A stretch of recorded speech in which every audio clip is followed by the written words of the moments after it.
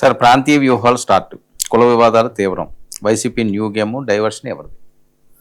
ఇది కూడా ఈరోజు పొద్దునుంచి చూస్తే మీరు మొన్న అంబటి రాంబాబు ఇంటి మీద దాడి, అప్పుడు పగలగొట్టడం 5-6 గంటలు, అప్పటి నుంచి సోషల్గా కొత్త సమీకరణం. ఆయన కూడా ఒక వర్గానికి చెందిన నాయకులందరినీ కలుసుకున్నారు.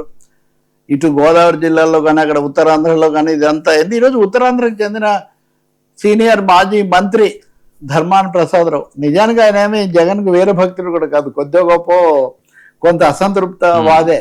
అయినా కానీ ఆయన ఈరోజు పొద్దున్నే మీడియాతో మాట్లాడడం మొదలుపెట్టారు. ఇంకా మీరు అన్ని అమరావతిలోనే పెడతారా, మిగతా ప్రాంతాలను నిర్లక్ష్యం చేస్తారా, ఉత్తరాంధ్రలో శ్రీకాకుళంకు 1000 కోట్లు కేటాయించడానికి మీకు మనసు రాలేదా, ఇలా చేస్తే ప్రాంతీయంగా వివిధ చోట్ల ప్రాంతీయ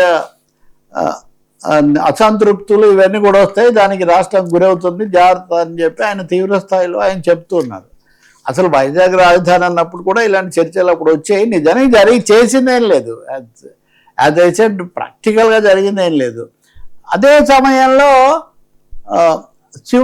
ఈయన విజయవాడ పార్లమెంట్ సభ్యుడు చిన్ని, ఆయన కూడా మీడియాని పిలిచి కావాలని ప్రాంతీయమైనవి ఇవన్నీ కూడా తీసుకొస్తున్నారు, విజయవాడకు అమరావతికి పోటీ పెడతారా, అమరావతి డెవలప్ అయితే ఆటోమేటిక్గా విజయవాడకే కదా అదంతా వచ్చేది అని. ఎప్పుడు వీళ్ళ మావిగన్ అన్నదానికి, ఈ మావిగన్ అన్నది ఒక విధంగా మిగతా ప్రాంతాలకు దీనికి పోటీ పెట్టే ఒక ఇది, అలాగే కోస్తా జిల్లాల మీద వ్యతిరేకత లేదు, ఈ మొత్తాన్ని ఇక్కడిక్కడే పోటీ పెడుతున్నారు, ఇలాంటి వాతావరణం ఉంది. సోషల్ కాంపోజిషన్, సామాజిక వర్గాల పొందికి కూడా ఈ ప్రాంతాల్లో డిఫరెంట్గా ఉంది.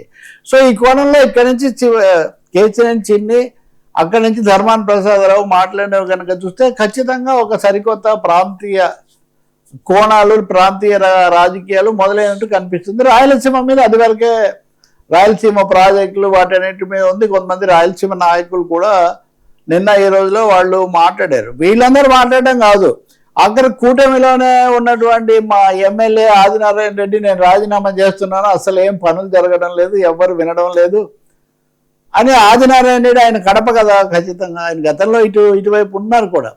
సో ఆదినారాయణ రెడ్డి ఆయన ఒక ప్రకటన ఆయన కూడా చేస్తున్నారు, రాయలసీమలో ప్రాజెక్టులు వీటి మీద ఆందోళన చేస్తామని గతంలోనే సజ్జల రామకృష్ణారెడ్డి చెప్పారు. 2-3 చోట్లకు ఉద్యమాలు, అంటే ఇటు ఉత్తరాంధ్ర ఇటు రాయలసీమ, ఇప్పుడు ప్రధానంగా అదే కదా, ప్రకాశం జిల్లాకు కూడా న్యాయం జరగట్లేదు. సో ప్రాంతీయ కోణాలు అది చర్చలో కూడా వైసీపీ వాళ్ళు తరచు ఎవరు గతంలో చేయొద్దన్నారు, చేసింది నిజంగా జరిగింది ఏంటి అనే ప్రశ్న ఒకటి ఉంది. ఖచ్చితంగా చెప్పాలంటే డెఫినెట్గా ఇది జరిగింది, గేమ్ చేంజర్ అనేది అక్కడ ఇక్కడ ఏం జరగలేదు. ఇద్దరు ముఖ్యమంత్రులు కూడా ఎన్ని చెప్పినా అన్ని ప్రాంతాలకు కాకుండా ఆయన ఏమో బటన్ నొక్కడము, ఈయనేమో అమరావతి ఇది అనుకుంటూ టైం అయిపోయింది. ఇప్పుడు కూడా 2 ఏళ్ళే ఉంది, సమయం ఎక్కువేం లేదు. కాబట్టి ఇటు సామాజిక కోణం అటు ప్రాంతీయ కోణం 2 వస్తున్నాయి అనే ఒక సందేహం మటుకు కలుగుతుంది. ఇప్పుడు ఏమంటున్నారంటే ఇదంతా డైవర్షన్ అని, రాజధాని సమస్య నుంచి డైవర్షన్ చేయడానికి మీరు ఇవన్నీ తీసుకొని వస్తున్నారు అని మళ్ళీ ఆరోపణ. ఇప్పుడు ఆయన కూడా ఆరోపిస్తున్నాడు, ఎంపీ గారు కూడా, వీళ్ళు కూడా ఆరోపిస్తున్నారు. ఎవరిని డైవర్ట్ చేస్తున్నారు? ఇంకో తమాషా, మావిగన్ ఏంటి, అసలు చంద్రబాబు నాయుడు గారు 11 ఏళ్ల కిందటే బందర్ పోర్టు దాని ప్రాధాన్యత అంతా చెప్పారు అని మావిగన్కు పోటీగా చంద్రబాబు అప్పుడు చెప్పినవి అవి ఇవి కొంతమంది ట్వీట్లు పెడుతున్నాడు. మరి 11 ఏళ్ళు చెప్తే ఇంతవరకు ఎందుకు జరగలేదు, ఇప్పుడు ఎందుకు అడ్డుకుంటున్నారు అని వీళ్ళు. సో ఇప్పుడు ఇది ఏమైంది, అమరావతిలో ఏం జరుగుతుంది అనేది వేరే చర్చ. అమరావతి ఎప్పుడు ఎలా అన్న ప్రశ్న కంటే కూడా ఈ రకరకాల అంశాలన్నీ కూడా తీసుకొని వచ్చి హైకోర్టు ఏమైంది కర్నూలులో, నిజంగా హైకోర్టు ఏమైంది, అసలు హైకోర్టు గురించి గట్టిగా అడిగారా? అందరూ హైకోర్టును బలపరిచారు.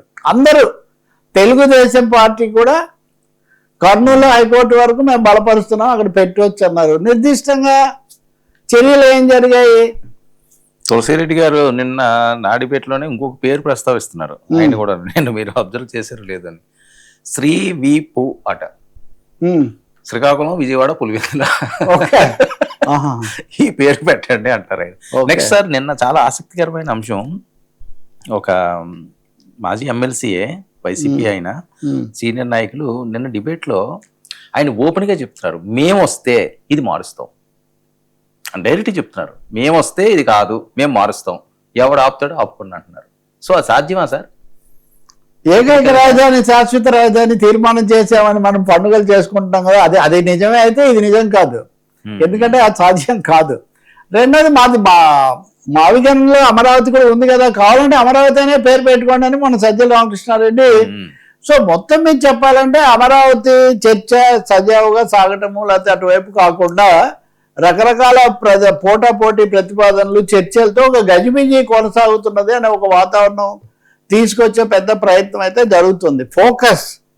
ఫోకస్ అనేది ఏదో ఇప్పుడు అమరావతి మా మెయిన్ స్లోగన్ అని చంద్రబాబు చెప్తున్నారు కాబట్టి అమరావతి కాకుండా ఇంకొక స్లోగన్ ఎందుకు మావిగాన అవసరమైంది? ఉదాహరణకు సజ్జలే చెప్తున్నాడు, అప్పుడు కూడా 6 నెలల కిందటే చెప్పాం మేము, జగన్మోహన్ రెడ్డి అప్పుడు కూడా చెప్పారు, కానీ అప్పుడు ఎవరు పట్టించుకోలేదు. మావిగాన్ అని ఈ రోజున్న సోషల్ మీడియాకి తగినట్టు ఒక క్యాప్షన్ వచ్చేసరికి మీరు అందరు మాట్లాడుతున్నారు ఇవి అందులోనే ఉన్నాయి అని. ఇప్పుడు అందరూ అందులో అన్ని ఉన్నాయన్నారు కాబట్టి ఖచ్చితంగా ఈ అమరావతి హైప్ అనేదాన్ని అలౌ చేయకూడదు అనే ఒక స్పష్టమైన వ్యూహం అయితే వైసీపీ తీసుకుందనేది స్పష్టంగా కనిపిస్తుంది. రెండవది అంతకుముందు తాము వచ్చాక కట్టలేదు, పోనీ ప్రణాళిక పెట్టలేదు. నేను మీకు నిన్న కూడా చెప్పాను, 9,000 కోట్లతో ఏదో తాత్కాలిక మధ్యంతరంగా చేద్దామంటే దానికి కూడా అప్పుడు జరగలేదు, దాని మీద లేదు. జగన్మోహన్ రెడ్డి ప్రాధాన్యత ఆయనకు సంక్షేమ పథకాలు దాని మీదే ఉంది ఆయనకు మొత్తం, అందుకనే అలా అయిపోయింది. ఇప్పుడు కూడా అమరావతి చుట్టూనే చర్చ జరగటం అన్నది మటుకు వాళ్ళకు పెద్ద ఆసక్తి లేదు. దాని మీద రకరకాల ఆలోచనలు చేసి మావిగానే అప్పుడు వాళ్ళు ఉన్నప్పుడు చెప్పలేదు కదా, వాళ్ళు ఉన్నప్పుడు చెప్పుంటే అది వేరే విషయం. అప్పుడు రాయలసీమ ఉంది, ఇప్పుడు మావిగన్లో రాయలసీమ ఉందా? మావిగన్లో రాయలసీమ ఉందా? మావిగన్లో విశాఖపట్నం ఉందా? మావిగన్లో ఉత్తరాంధ్ర ఉందా? లేదు కదా. కనీసం 3 రాజధానులు అన్నప్పుడు పేరుకైనా కానీ 3 ప్రాంతాలకు 3 అని మీరు ఏదో అక్కడ అది ఇక్కడ ఇది అన్నారు, అది జరగలేదు. కాబట్టి మావిగన్ అనేది ఊరికే స్లోగన్, కౌంటర్ క్యాప్షన్ టు అమరావతిగా వాళ్ళు మావిగన్ అనేది తీసుకొచ్చారు తప్ప ఇంకోటి ఏం కాదు. డబ్బులు కావాలి కదా దానికే. ఇప్పుడు జగన్ చెప్పేదేంటి? ఆ ప్రశ్న తెలుగుదేశానికి కూడా వస్తుంది. జగన్ చెప్పేదేంటి? అమరావతి కట్టాలంటే డబ్బులు కావాలి కాబట్టి మావిగన్ అయితే ఇక్కడ ఉన్నది వాడుకోవచ్చు అని. ఇదే కదా మీరు విశాఖపట్నం గురించి కూడా చెప్పారు. ఏమేం కట్టారు? పోనీ ఉత్తరాంధ్ర ప్రాంతీయ అభివృద్ధి కోసమైనా సరే విశాఖపట్నంలో ఉన్న సదుపాయాలు ఉపయోగించుకొని ఏమేం కట్టారు కొత్తగా? అలాగే ఇప్పుడు చంద్రబాబు నాయుడు గారు కూడా ఎంతసేపు సైబరాబాదు అమరావతి అనే తప్ప, మీకు గుర్తుండొచ్చు వర్మ 2015లో ఆయన అమరావతి ప్రకటన చేసిన రోజు ప్రతి జిల్లాలో ఏమేం పెడతామో ఒక ప్రకటన చేశారు, జిల్లాల వారీగా ప్రకటన చేశారు. అందులో ఎన్ని పెట్టారు? కాబట్టి మీరు వద్దనుకుంటూనే ఒక కేంద్రీకృతమైన దానికి వెళ్ళారు. దానికి భిన్నంగా గత ప్రభుత్వం ఏమీ చేయలేదు, మీరేం చేయలేరు కూడా, మీదే డబ్బులు లేవు కదా. కేంద్రం ఇప్పుడు ఏం మాట్లాడడం లేదు. ఇప్పుడు అప్పుడున్న ప్రత్యేక హోదా, అలాగే అదేది బుందేల్ఖండ్ ప్యాకేజీ ఇట్లాంటివి ఏవో కొన్ని ఉన్నాయి కదా, అవేమీ అమలు జరగలేదు. అవి లేవు, డబ్బులు కావాలి. ఉత్తరాంధ్ర, రాయలసీమ, అలాగే ప్రకాశం జిల్లాలో వెనుకబడిన ప్రాంతాలు, వీటి కోసం అదనపు నిధులు కావాలి అన్నది విభజన చట్టంలోనే ఒప్పుకున్నారు. అది ఎక్కడ జరగలేదు సార్. పార్లమెంటు సాక్షిగా విభజన చట్టంలో ఉన్న అంశాలన్నీ కూడా పొందుపరిచారు అప్పట్లో.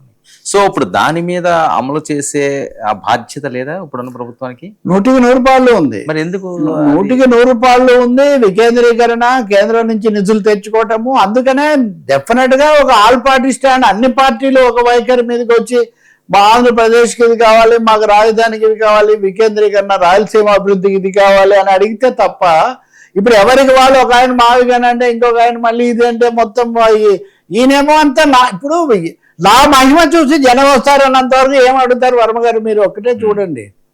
ఇప్పుడు నా ఫేస్ చూసి వస్తారంటే మళ్ళీ అది బాడీ షేమింగ్. నేను అలా అన్నాను. నన్ను చూసి, నా ఇమేజ్ చూసి వస్తారు. దానికి ఎవరు రావట్లేదు సార్, పెట్టుబడులు రావట్లేదు భారతదేశంలోకి. పెట్టుబడులు మరీ ముఖ్యంగా FIIలు వెళ్ళిపోతున్నాయి. సో కాబట్టి వాస్తవాలను గుర్తించాలి తప్ప చూసి వస్తారు. సరే, వ్యాపార లాభం లేనిది వ్యాపారి వరదన బోడని ఒక సామెత. ఎవడిక్కడ వచ్చి రూపాయి పెట్టినా వాడికి 100 రూపాయలు వస్తాయంటేనే వాడు పెడతాడు. 100 రూపాయలు రావాలంటే దానికి ఒక ఎన్విరాన్మెంట్ కావాలి. మీరు అడిగారు కాబట్టి నేను ఇంకో మాట కూడా చెప్తా. గ్రోత్ ఇంజన్ అనే పదం పదే వాడుతున్నారు. రాజధాని అనేది గ్రోత్ ఇంజన్ అని. రాజధాని అనేది అడ్మినిస్ట్రేటివ్ సెంటర్. రాజధాని గ్రోత్ ఇంజిన్ అనే కాన్సెప్టే నిజానికి పూర్తి శాస్త్రీయమైంది కాదు. అన్ని రాజధానులకు ఒకటే ప్రాధాన్యత ఉండదు. కానీ హైదరాబాద్ గ్రోత్ ఇంజిన్ ఎందుకైంది? పబ్లిక్ సెక్టర్ ఇండస్ట్రీస్ పెట్టడం వల్ల హెచ్ఏఎల్, బిహెచ్ఎల్, హెచ్ఎంటి, ఆల్విన్, ఇంకా బీడిఎల్, ఇలా ఒకటి కాదు, ఒక డజన్ల కొద్ది. విశాఖపట్నము, హైదరాబాదు ఎందుకు గ్రోత్ ఇంజిన్లు అయ్యాయంటే అక్కడ ప్రభుత్వ రంగ సంస్థలు పెట్టుబడులు పెట్టారు కాబట్టి అయ్యాయి. ఎకనామిక్ యాక్టివిటీ లేకుండా ఎందుకు పెడతారు? తర్వాత మీరు గ్రోత్ ఇంజిన్ గా ఉంది కాబట్టి సైబరాబాద్ సాధ్యమైంది. ఇప్పుడు అమరావతికి అలాంటి ఎక్కడుంది? అలాంటి ప్లాన్ ఎక్కడుంది? అది లేదు కదా. వాళ్ళకి భూమి ఇచ్చాము, వీళ్ళకి భూమి ఇచ్చాము అంటే మన చర్చల్లో కూడా ఉంది వాస్తవానికి. ఇప్పుడు అన్నీ వచ్చేసాయి, మేము అది ఉంది కాబట్టి వచ్చింది. హైదరాబాద్ ఉంది కాబట్టి మీరు మాట్లాడుతున్నారు కాబట్టి నేను చర్చకు వచ్చాను, అంతే కదా. మీరు ఇవన్నీ కూడా పెట్టుకొని ఒక స్టూడియో సెటప్ ఇవన్నీ ఉంటే, అందుకని ఏదో శూన్యంలో నుంచి ఏమి రాలేదు. రెండవది మనుషులు చాలా మంచి వాళ్ళు, గొప్పవాళ్ళు అని ఎవరేమి రారు. ఇప్పుడు అలా అయితే గల్ఫ్ యుద్ధంలో ఇంతమంది ఎందుకు తలకిందులు అయిపోతున్నారు? ఒక్కొక్కరికి పేరు లేదా, 10 లేవా? కాబట్టి ఖచ్చితంగా తెలుగుదేశము కూటమి ఒక వాస్తవిక వైఖరి తీసుకోవాలి. వైఎస్ఆర్ పార్టీ వాళ్ళు కూడా ప్రాంతీయ కోణమే వాళ్ళకి ముఖ్యంగా ఉంటే దాని మీద నిర్మాణాత్మకంగా వాళ్ళు ఏదైనా చేయాలి. కానీ అమరావతి వచ్చింది కాబట్టి అమరావతి వర్సెస్ అదర్ ఏరియాస్ అన్నది అది వాస్తవం కాదు, అది సరికాదు. ఇప్పుడు తెలంగాణనే ఉదాహరణ, తెలంగాణ అభివృద్ధి ఇవన్నీ అని మన రాష్ట్రం తెచ్చుకున్నారు, సాధించుకున్నారు అనుకుందాము. ఆ తర్వాత అభివృద్ధి దాని గురించి చర్చలు ఇప్పుడు జరగట్లేదా? ఇక్కడ రాజధాని కూడా ఉంది, చాలా పెద్ద గొప్ప రాజధాని కూడా ఉంది. అయినా కానీ కేసీఆర్ గారు తగినంత చేయలేదని కవిత గారు విమర్శిస్తున్నారు. రేవంత్ రెడ్డి గారు ఏమో ఫ్యూచర్ సిటీ అంటున్నారు. Amaravati is not end of the development, is not starting of development. Hyderabad కూడా ఫ్యూచర్ సిటీ అంటున్నారు కదా రేవంత్ రెడ్డి గారు. అంటే ఇవన్నీ అదేనండి పోస్ట్ ట్రూత్ అంటారు. పరస్పర సంబంధం లేని విషయాలని తెచ్చి మాట్లాడేసి గజిబిచ్చేసేసి అయిపోయింది అని ఒకటే చెప్తే కుదరదు. ఖచ్చితంగా ప్రాంతాల సమస్యలు వస్తాయి, సామాజిక సమస్యలు వస్తాయి, ఇక్కడ ఎవరికి లాభం జరిగింది ఎవరికి వస్తాయి. ప్రాంతం ఎందుకండి, కులం సమస్య కూడా ఒకరే ఉంది, ఇద్దరు తెచ్చారు కదా. ఏమన్నా అందామా అంటే ఎందుకు ఒక ఆవిడ రాజ్యసభలో పన్ని పట్టుకొని ఎవరు ఆనందం ఎందుకు అన్నారు? ఆమె అన్నదాన్ని వీళ్ళు ఎందుకు గొడవ చేస్తున్నారు అంటే ప్రాంతాల సమస్య కాదు, ఈ సోషల్ ఇష్యూస్ కూడా తెచ్చే ఒక పెద్ద రకరకాల ఇవి ఉన్నాయి. మరి ఇలాంటి సమయంలోనే ఆకివీడులో రాజ్యాంగాధిపతిగా ఉండాల్సిన ఆయన ఎందుకు ఆ సమస్యలని తెస్తున్నారు ఉదాహరణకు. కాబట్టి కుల మత ప్రాంత సమస్యల్లో రాష్ట్రం పోకూడదంటే ఒక సమగ్రంగా అభివృద్ధికి సంబంధించిన ఒక వ్యూహం కావాలి, సమతుల్యత పాటించాలి. నిన్న హిందూ సంపాదకీయం మనం చూసాము. హిందూ సంపాదకీయంలో చివరి సెంటెన్సెస్ అదే. వాళ్ళకేమి మనం రాజకీయాలు ఆపాదించలేం కదా. అమరావతిని త్వరితంగా నిర్మించాలి, ఇప్పటికే మీకు చాలా తక్కువ సమయం ఉంది, కేంద్రం ఏమీ విధించట్లేదు. కాబట్టి అమరావతి కట్టడంతో పాటు ఇతర ప్రాంతాలు, వెనకబడిన ప్రాంతాల కోసం మీరు శ్రద్ధ పెట్టకపోతే చాలా నష్టం జరుగుతుంది అని వార్నింగ్ చేస్తుంది హిందూ ఎస్టర్డేస్ ఎడిటోరియల్. ఇది జాతీయ స్థాయిలో కూడా ఆర్థిక నిపుణులు, సామాజిక నిపుణులు కూడా చెప్తున్నారు. ఇక్కడ మీకు ఒకటి చెప్పొచ్చు, ఈరోజు ఒక ఆసక్తికరమైంది. జనసేన నుంచి రాజీనామా చేసి వెళ్ళిన బొలిశెట్టి సత్యనారాయణ ఈరోజు పొద్దున ఒక ట్వీట్ విడుదల చేశారు. ఆ ట్వీట్ ఏంటి? అన్నదానం మీద అన్నదానం ఉంది, అన్నదానం చేశారు. ఓకే, చంద్రబాబు ఎన్టీఆర్ హయాంలో తిరుపతిలో అన్నదానం అన్నది ఎన్టీఆర్ 1985 ఏప్రిల్ 6న అంటే మొన్న కదా మొదలు పెట్టారు. 4 దశాబ్దాలు గొప్పగా జరుగుతుంది. రోజుకు 2.80 లక్షల మందికి అన్నదానం చేస్తున్నారు. అందుకని ఎన్టీఆర్ను ఇదేదో నివాళి అర్పిస్తూ చంద్రబాబు నాయుడు గారు ట్వీట్ పెట్టారు. కానీ బొలిశెట్టి గారు ఏమంటారు అంటే వీటి అన్నిటికీ 10 లక్షలు ఆ రోజుల్లో ఇచ్చి ఇది ప్రారంభించమని చెప్పిన ఆయన వేరే ఆయన ఉన్నాడు, ఆయన పేరు మీరు తలుచుకోలేదు, లక్కిశెట్టి వెంకటరామయ్య గారు అని ఆయన అక్కడ భక్తులు వాళ్ళ సమస్యలు చూసి తట్టుకోలేక ఇది నేను ఇస్తాను, దీన్ని మీరు చెయ్యండి అని రామారావు గారిని ఒప్పించి మరి ఆయన పెట్టించారు. మీరు ఆ పథకాన్ని గురించి మాట్లాడేటప్పుడు ప్రస్తావించేటప్పుడు ఆయన పేరు చెప్పాలి కదా అని బొలిశెట్టి చంద్రబాబుని అడ్రస్ చేస్తున్నారు. ఇక్కడ కీలకమైన అంశం ఏమంటే ఊరికనే ట్వీట్ చేస్తే మీరు నేను మాట్లాడితే అది వేరే విషయం. ఆయన కూటమి నుంచి లేదా జనసేన నుంచి బయటకు వచ్చిన ఆయన ఆయన సామాజిక నేపథ్యం లేదా ముద్రగడ పద్మనాభం గారు లాంటి వాళ్ళతో అప్పుడు ఆయనకున్న సంబంధాలు ఇట్లాంటివన్నీ అందరికీ కూడా తెలుసు. ఆయన ఈ ట్వీట్ పెట్టడం అంటే దాని ఉద్దేశం ఏంటి? ఈయనకు కూడా ఒక సామాజిక ఇది ఉంది, అంటే ఒక సామాజిక వర్గంలో ఒక స్పష్టమైన అసంతృప్తి, కావాలనే మీరు పెట్టలేదు అనే ఒక అన్యాపదేశంగా పరోక్షంగా ఆయన ఒక అసమ్మతి కూడా వ్యక్తం చేస్తున్నారు. కాబట్టి అందరినీ కలుపుకొని పోవటం, ఏ సామాజిక వర్గాన్ని కూడా దూరం చేసుకోకుండా ఉండటం అన్న ఒక, ఇప్పుడు ఆదినారాయణ రెడ్డి రాజీనామా చేస్తానంటే దాంట్లో సామాజిక ప్రాంతీయ కోణం లేవా? ఉన్నాయి కదా. ఇప్పుడు వీటన్నిటినీ బ్యాలెన్స్ చేసుకోవాల్సిన అవసరం చంద్రబాబు ప్రభుత్వం మీద ఉంటుంది. ఇండియన్ ఎక్స్ప్రెస్ ఎడిటోరియల్కి పెట్టిన హెడ్డింగే what is needed is balance అని పెట్టినది. బ్యాలెన్స్ ఈజ్ నీడెడ్ అని. అమరావతి ఈ ఘట్టంలో మరొకసారి బ్యాలెన్స్, 2 సార్లు మనం బ్యాలెన్స్ లేక ఇంబ్యాలెన్స్ అయిపోయి ఇక్కడే ఉన్నాం. ఇప్పుడైనా బ్యాలెన్స్ పాటించకపోతే అంతే అవుతుంది. బ్యాలెన్స్ అవన్నీ వదిలేసి, ఇదిగో అమరావతిని వదిలేసి ఆడవాళ్ళ గురించి అసభ్యంగా మాట్లాడుకొని ఒకరి మీద ఒకరు కత్తులు తీసుకుంటే దాన్ని ఇలాగే ఉంటుంది అది చివరి.